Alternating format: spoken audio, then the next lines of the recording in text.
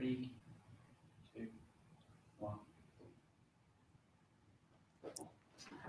Good day all, and welcome to our third episode of Culture Series. Hope you're all doing well, although it's too hot today, as the whole month, I guess, and you're in good mood. Today we're going to be discussing what is culture and the impact on business, but also how culture and D&I and business are coming together. What's the foundation of all those three being in the same direction, and how the culture and D&I has a real impact on the bottom line of a business. And we're not talking about only one size of business. We're talking about every size, small, medium businesses, people who only have their own business and they're running that, huge corporations, every single size of that, and every single nature or vertical they're operating.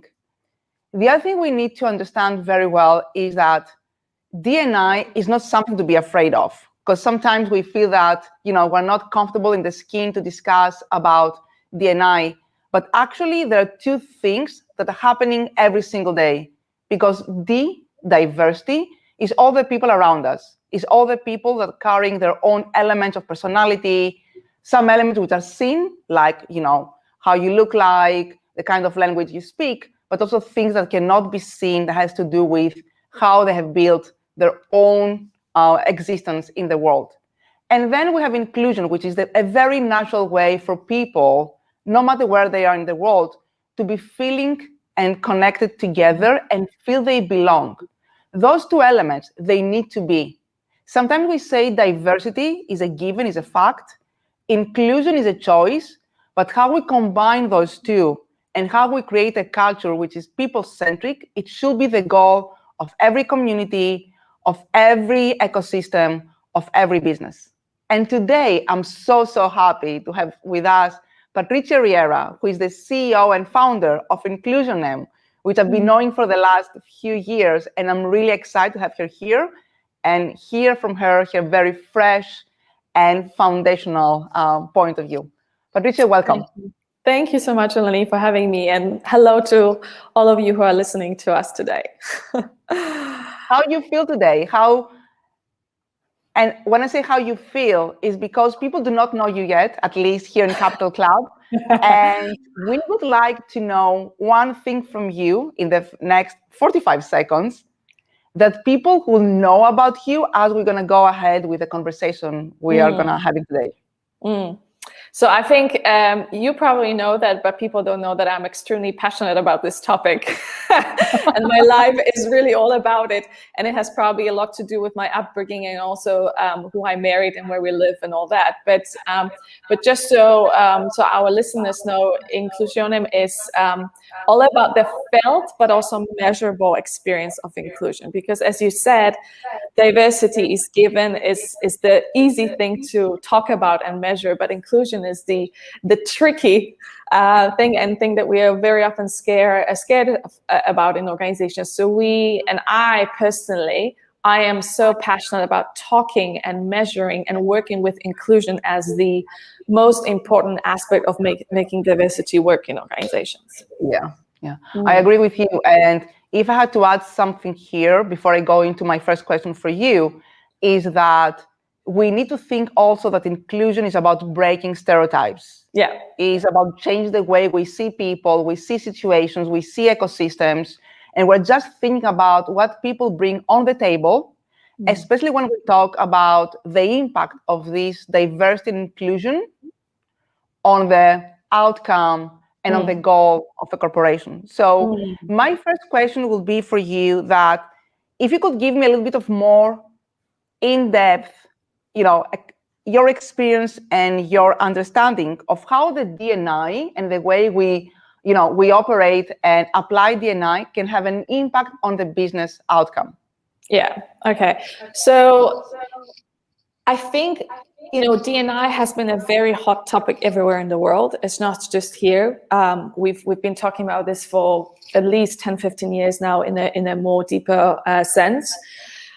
If you think about how we've worked with it until now, we've very much focused on the D part. So getting more women into management, getting different age groups, working more with differences or adding more differences into organization, hoping, as the research shows, that it will, bring more innovation, bring more attention, whatever it is that, we talk about as organizational performance, and profit as well.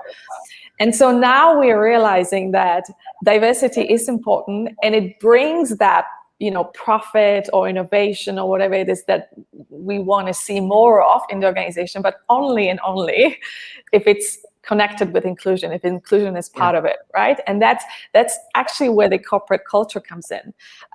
So if you think about, what we have seen from numbers point of view in the world, we have seen, and let me just add here, we are in the Middle East. I am here in the Middle East with you as well. I just got back a few days from Europe, a nice cold Europe comparing to Dubai. But we're here in the Middle East. I mean, diversity is on a completely different level than anywhere else in the world, right? When it comes to ethnicity, race, and age and all that. But most of the research and most of the data that we have that shows, the profitability, the impact of diversity on innovation, on retention, actually comes from the Western world, because that's where we carry out most of the research, not just business research, but also the academic research. So what we've seen, for example, in US or the Western part of the world, is that companies that have more women, above 30% of women on boards or executive director level, they actually outperform their peers. And it can be up to 48% when you think about the overall profit. And so if you think about it, that's a lot of money. That's a lot of money. If you think about innovation, organizations that really leverage diversity and use diversity for innovation, they actually see quite a lot of progress in their market share, in the creativity when it comes to new product development. But that is because they are not just adding that diversity, they are leveraging and using inclusion to make that impact, not just on the profit, but actually on the organizational culture as such. And so ethnicity plays a big part of it as well. So quite often we focus here on the gender part, but I think what we will see more of is, that the whole pot is not just men or women. The whole pot is ethnicity, it's age, it's education, it's all these different elements of diversity that if we glue it nicely with inclusion, they will have an incredible impact on organizations.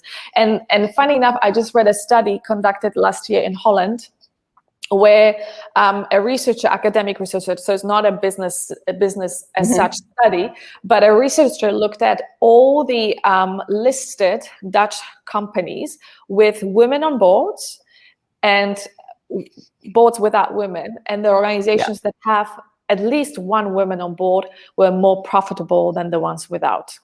So and this is why we also, are so focused now here in the region of adding more women into the executive levels or board level, because we know, we've seen data, hey, it does have an impact. But it's not just about adding it. Now it's, adding it, it's a quick fix. There's something about, different levels of organization when it comes to corporate culture that needs to bring that inclusion in order for this to be sustainable for a long term. Yeah, you said about sustainability, and I totally agree with you. That's a long-term thing. Yeah. And of course, it's not a quick fix. And we live in a region here, and we'll touch base about the region as well, more specifically, that diversity is by nature, because it's a country that really has invited so many people. It's how we actually make everyone feel included and that they belong. And sometimes, they ask me, how is the most simplified way to talk about D&I? I don't know if it's the right one, but it really reflects the way I think that it's like, you invite me to the party, and that's my diversity. So you invite me to the party, but you need to let me dance my way. And then we can make a very nice party. Yeah. So Otherwise, I will not feel that I can be part of what we create, no matter the scale, no matter the nature, no matter the moment it happens, and when we can actually make this last longer and trust each other. And I think you hit the spot, because diversity is literally everything, right? Everything around us. Even if you have a team of 6 men or 6 women in an organization, they're still diverse. But there's something about, I look at inclusion in 2 ways. You create that sense of belonging, that I can be part of this team, that I feel that I'm welcomed, that I can be who I am, no matter what my background, no matter what my religion, no matter what my anything is. And then you as an organization, you as a leader, you as a team leader or even teammate, you value who I am as a human being. You value my uniqueness. You understand who I am. You understand my strengths, and you use that. You use that to bring the performance, the level of engagement, whatever it is, up. And so I think that's what we quite often are afraid of. And I completely understand it from leaders and organization point of view, because if it's about understanding, and I'm not actually saying if, it is about understanding who an individual is and what are the strengths of individual and how to bring that on the organizational level. That means you need to understand your 5,000, 500,000 or whatever is it, that amount of people that works for your organization. So the complexity of it is really big, right? I mean, one size does not fit all.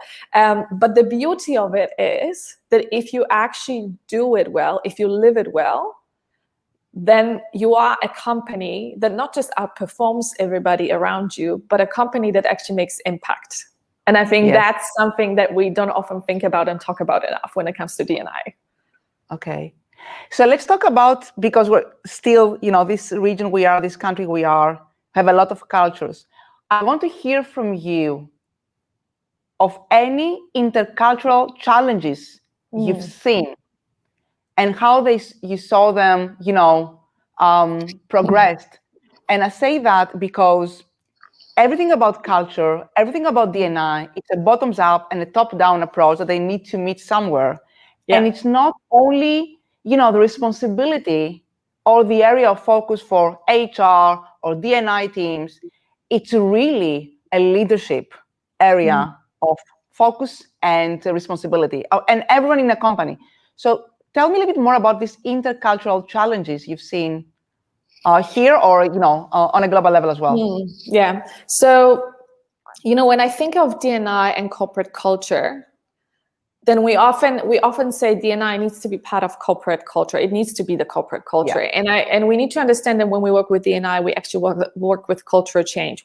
We need to work with it as change management. It needs to be on every possible organizational level. Now, when it comes to this region and challenges of this region, is that we, I think because our diversity part is so mixed, it's just the shapes and colors are so much different than anywhere else in the world. And it's actually the beauty and the competitive advantages for organizations here in this region. But because of it, we really see the misalignment between an understanding between what the policies say and how actually people carry them out. Because the understanding or alignment of what good looks like or how we want to be from the inclusion point of view in organization has not been discussed. So let's take a global organization that has headquarters in US and then the regional office here. And of course, we've got our corporate strategy and the D&I strategy, coming into the regional level. We need to make it a little bit more local. So we just take it, we adapt it to how it fits us in this region from the, I would say the head point of view. But in the end of the day, we're kind of guessing and assuming rather than go and talk to our people and say, okay, guys, we are 60 or 70 nationalities here. What does this mean and look like to you? So when you adapt your global policies, you adapt them to what is needed for the local level rather than guessing. Things like maternity and paternity leave. I actually read about example and talked to the HR manager that challenged this in her organization. She received a resignation letter from a talent of organization that said, well, I really want to stay in this organization, but I can't because our maternity policies are only for mothers that give birth, but I'm adopting a child, which means I will have no time to spend with my child. And so there's something around, how do you make sure that whatever the global policy and the regional policy is actually for what your people need here, and you need to go and talk to them. You need to also understand what it means and looks like to them. I think there's a big clash of worldviews. Yeah. So we, Western world, and I'm from Western world, I'm right or wrong, and this is how it should be. Where for other people, it's, well, but that doesn't honor my people, my team. It's not about me; it's about us. And so there's a big clash in the values and beliefs that drive people's behaviors, and that's why it also clashes on the organizational behavior and policy making and strategy making. And I think we still very much try to focus on working with D&I as a training and adding and creating working groups, activity kind of thing, rather than actually focus, as you say, let's create a culture of inclusion and let's make it a journey. Let's make it our co-creative process, rather than something we have to do because if we add more women, then we are going to have more profit in the organization. So, and for leaders, it's overwhelming. And I really understand that because, wherever you go, you need to adjust and flex and figure it out. And it's not just, oh, that's how it was yesterday, it's going to be today. Yes. And that's, and that's something that I think we need to learn, no matter what level of organization we are in the new world. So I would say, the fact that diversity is so big here, it impacts literally every organizational level and brings challenges that needs to be fixed, right? Agree with you. And that brings to my mind the fact that when we talk about talents in a company and how I want to see them, and in a country, in a region where, people are rotating. So, where most of us are residents here. And we always talk about how a company, how an organization can find, grow, and keep talents. And what you do on a D&I level, what you do on a cultural level has a huge impact on all three areas. And sometimes we forget about that. We think about the perks, we think about the money, but we need to consider that culture is above perks and should be above perks, because that's the way you can actually keep and grow people in your company. So having that on the back of our head, have you seen, or do you have any kind of learnings of before and after in a company where they saw the challenge and they said, okay, I'm doing this wrong, how can I go there? And you can see a little bit of the journey they took and the way they changed. So before and after, some kind of best practice or best learnings you really identified. Yeah. So the best, I have two. So one, I want to tell you about measuring inclusion and actually defining D&I strategy. Okay. And then actually retention that you just mentioned and recruitment. I'm just writing it down so I don't forget. I forget it a lot. Let's make sure that I don't forget my points. Okay, one of the big challenges for organizations globally is that when we start working with D&I, we kind of hear what others are doing. We kind of look at, okay, maybe what is it that we need here, but we don't look at it from a very strategic and measurable and data-driven point of view. As I mentioned to you earlier, if you really want your D&I to work, you need to treat it as a change management project. You do. This is a culture change. This is not just an activity. You're really changing the whole organization, right? Yeah. So we often actually are asked to come in and help to gather a little bit more data around what the status of the organization is now when it comes to inclusion, and then what is it that needs to be done.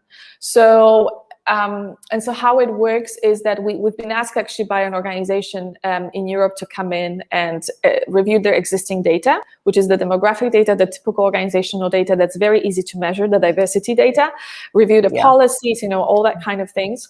And from our D&I, perspective, what do we think is good? What do we think is working well? Where do we notice are some patterns and some things emerging through the organization that might be interesting to challenge, right? Those little biases that sometimes we don't even think about, but actually have a huge impact on the organization or how it runs, on the spoken and unspoken norms, right? And so when we've had that, we then went into the people.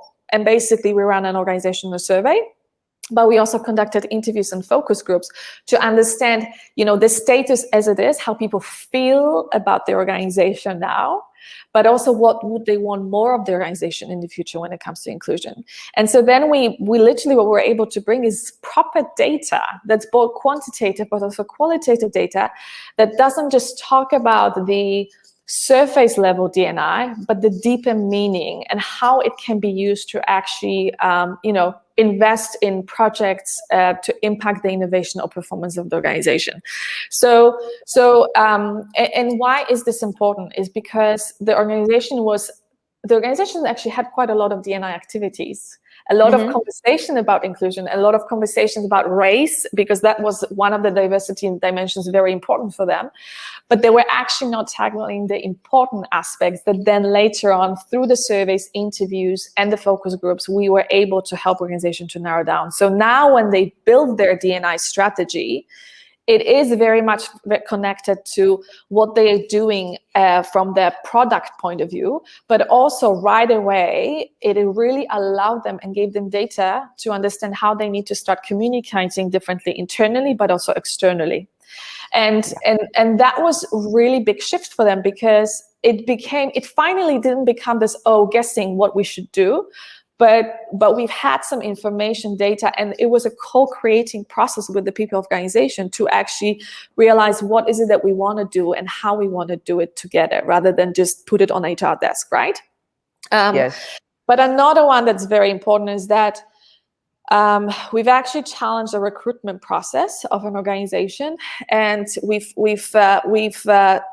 looked at how people have been recruited, what is the level of female versus men, because that was the important aspect for the organization here. And then we talked about what is it that the recruiters are looking at and what are the managers asking for in interviews.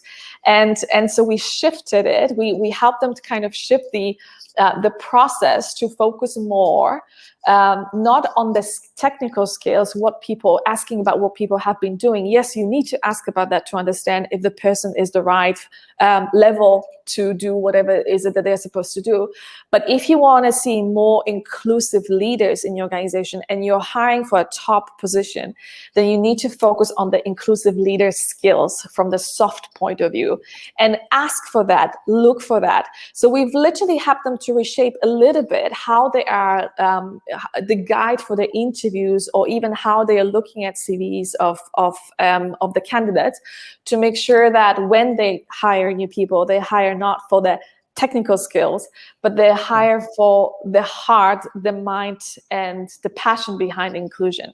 And that's been very interesting, because it's just small tweaks. It's not that we're not doing as organizations enough, or that we're doing it wrong and now everything needs to change. Yeah. It just needs to become more strategic.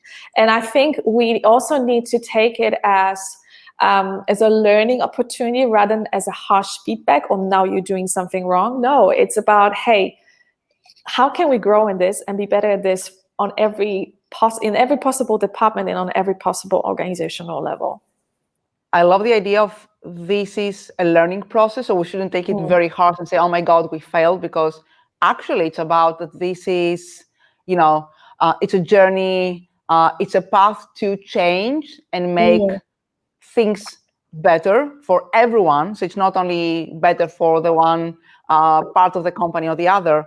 And now I see the questions, by the way, on our chat, which is a lot asking about what kind of metrics we use.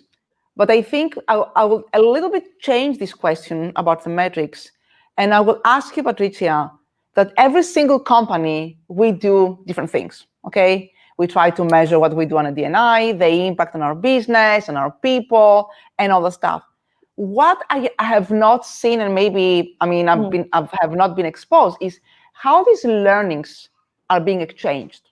And I'm not talking about in a conversation like the one we do today, but in a way that it's structured, so we all learn from each other. Is there something happening like that, except for, reporting the diversity reports and, publishing that? Is there any other way that is taking place right now for exchanging these best learnings between companies or worlds? I think there is quite a lot in Americas and in Europe. We have quite a lot of this diversity and inclusion working groups between organizations or clubs where people exchange ideas, what they've been doing and what they've been learning.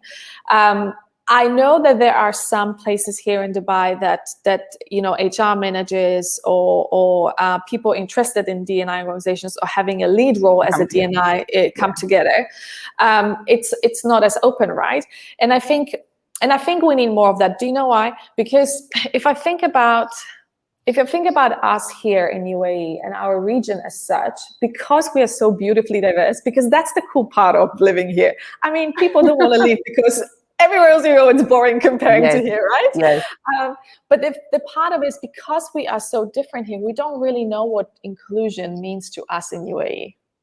Because it might not be the same as in US or in UK. In China, harmony is very important when it comes to inclusion. Nobody talks about harmony here, right?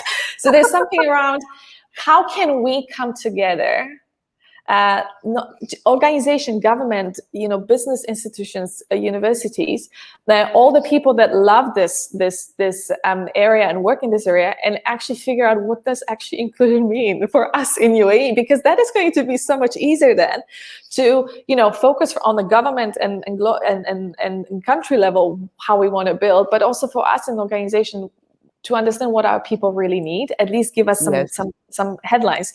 So I would love to see more of that, to be honest with you.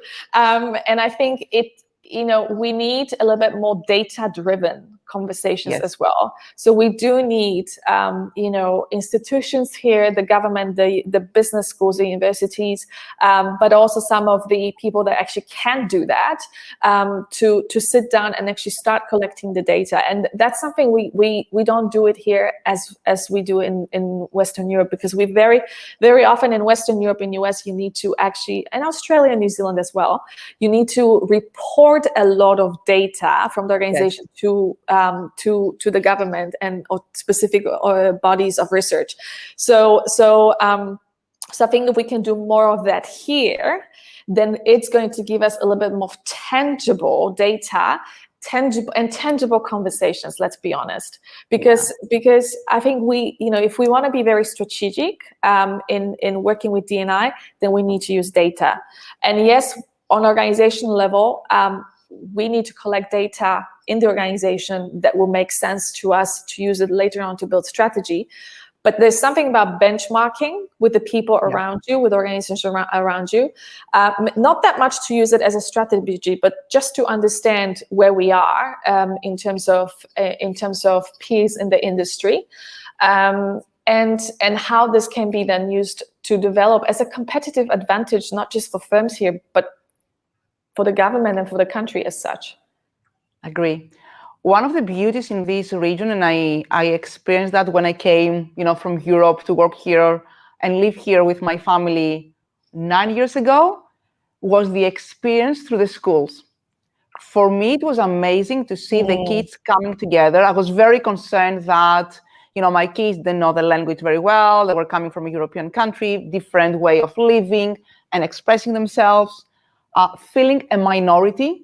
But at the end, I saw that, and I still see that 9 years after, my kids have a very diverse circle of friends, and they don't question that. And the way they belong in the community they build. It's so amazing that I would like very much to see how this can be reflected in a corporate environment, and not to make it anymore a point to discuss that we need to tick the box.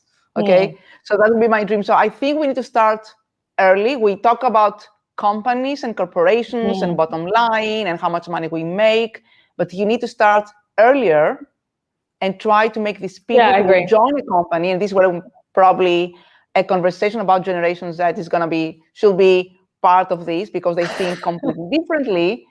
They're going to really influence the way corporations operate. But unfortunately, the time we have, but I would like to hear from you, if it's possible, for the next 2-3 minutes, about the Gen Z and the impact of them in the corporation as they are, growing and developing. Yeah. So Gen Zs are going to change completely, I think, the business model as such. So I mean, I don't have any academic data to back up my own. It doesn't matter. This is my own opinion. It's what you see. But I mean, if I think about what we see with Gen Zs and what's important to them, then I would say 3 things come to me. One is purpose. They really want to work for organizations that are driven by a purpose. Yes. And to be honest with you, I was part of a conversation a few weeks ago with CEOs in Europe, and one of them on the panel that I was moderating said, well, if in 5 years my company goes down, it was one of the largest organizations in Nordics, he said, will people miss the organization? Will people actually say, oh no, they're not here? Right? That's what Gen Zs are looking for. They're looking for not just a place to grow and learn. That's very important to them. But there's something about the impact, the bigger purpose, and sustainability. Another way is flexibility. They really want to work from home. They want to work from a cafe. They want to go to Bali instead of sitting somewhere in cold Poland. Great place. It's just flexibility. I know that post-COVID, we are talking flexibility is here to stay. But this is going to be a different level of flexibility when it comes to leadership, when it comes to people management, performance management, everything, okay?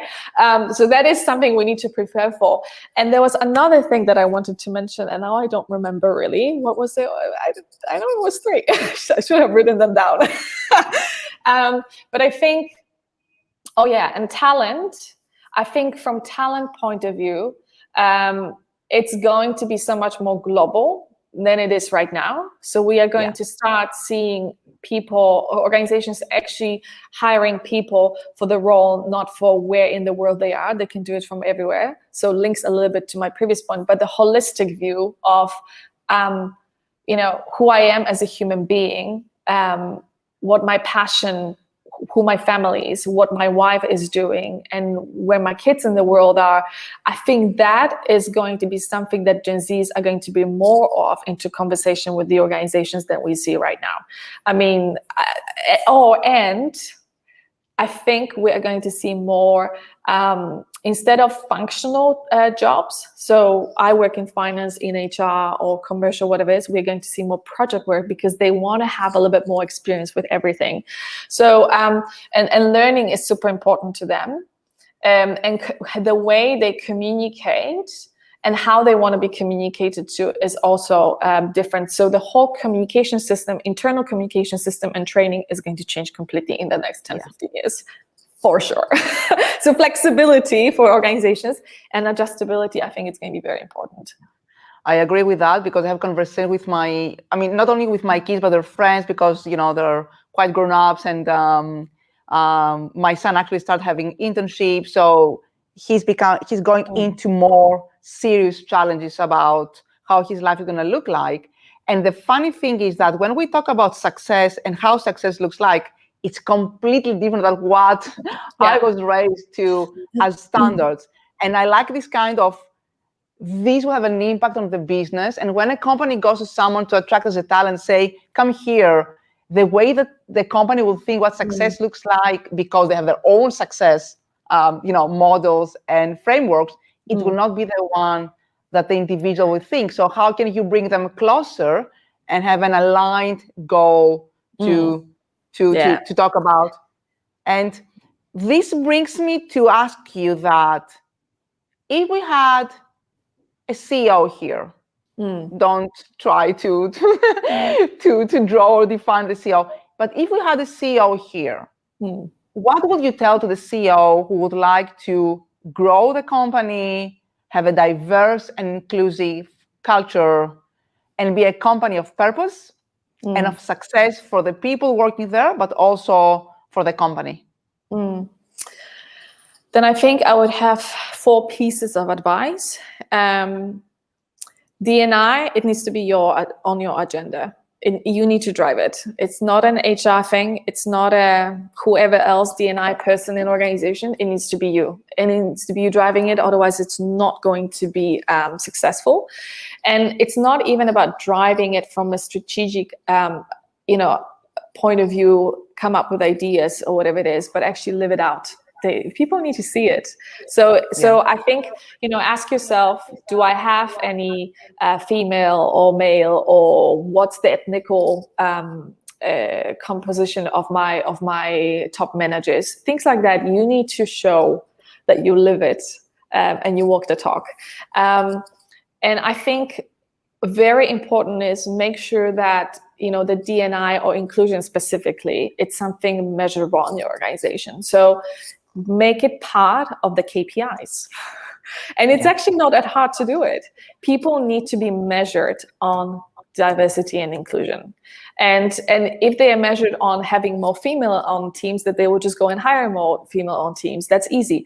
But how are you going to make sure that they are measured on inclusion? And that's why it's very important to actually go into the organization. That's my last point, is just sit down with your people, ask an organization to come in and actually help you to listen to what your people think and feel, and how to use that to create a more diverse and inclusive organization. So because the responsibility is actually, on the top, right? To make sure that it's cascaded through different organizational levels and organizational structures. And as policies are important, and processes are important, and all these things are crucial to bring a little bit more of, I would say, boundaries and framework that we can work with. The felt experience for people is very important, and I would say who people are really matter. Accountability really matters. It doesn't matter if somebody is a high performer if they're disrespecting people and doing things that are not aligned with values of the organization. So you are an important person there. It really depends. It really depends on the top and how things are then cascaded into the organization. Okay. Lots of times we talk about how people should fit in or should be cultural fit for a company. And I will not tell you my point of view, but I would like very much to hear from you, Patricia. Agree or not agree? You address this, that, this person is not a cultural fit for the company. How would you address this in a way where you have a process for interviewing people for a role, and then you're stuck over there? Because this used to be, by the way, one of the key points when we were, letting people go to the next level of interviews or go through, if everything else was exactly the same. How would you address this? What would be your point of view? I think it's a good point. So I actually don't agree with that statement. It's a poor cultural fit, or it's not a cultural fit at all. Because if it's a culture of inclusion, then it's a culture that allows different points of view and different values and ideas and beliefs to actually be present in the room, right?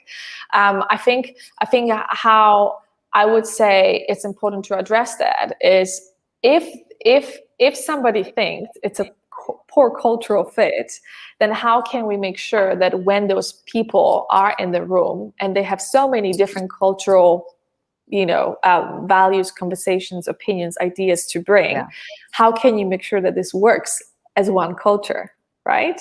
So how do you bring it together and then use it? So I would say organizations should take out and never ever use the whole poor cultural fit. I would say, I ask, is it a poor cultural fit, or are you noticing that there's something about person's character or about persons, I don't want to get skills, technical skills, but who a person is that might not fit the broader organizational values and beliefs and direction, that's a different conversation, right? But in terms of cultural fit, we want different. We don't want the same. We want diversity of thought to drive that innovation, to drive those ideas, to drive courageous conversations. So no, not for me. Okay, you'll get one like from me, because this is the way I think as well. So sometimes I say, it's not about fitting in, it's about how you stand out, but you make everyone feel they belong. And that's where we should go. And with that, Patricia, I would like to thank you very, very much for today, for the conversation. It feels so natural to me to talk with you about all these things and, touch base on different parts of a very interesting and thought-provoking topic, which is not to be feared of, but we should not think of that only when we need to tick a box, and say, yes, we are focusing on D&I or on our culture, because companies as individuals, they need to embrace change, live their choices, and redefine success that can be sustainable and with purpose. And I think we should think of that and, decide upon our next steps based on these little things we discussed today. So thank you very much on behalf of Capital Club, the Business Innovators Committee, to join our third episode of our Culture Series. And for the rest of the people, thank you for attending, and hope we see you again at the next episode. Have a great day. Thank you, Eleni. Thank you to everybody who joined us today. Thank you.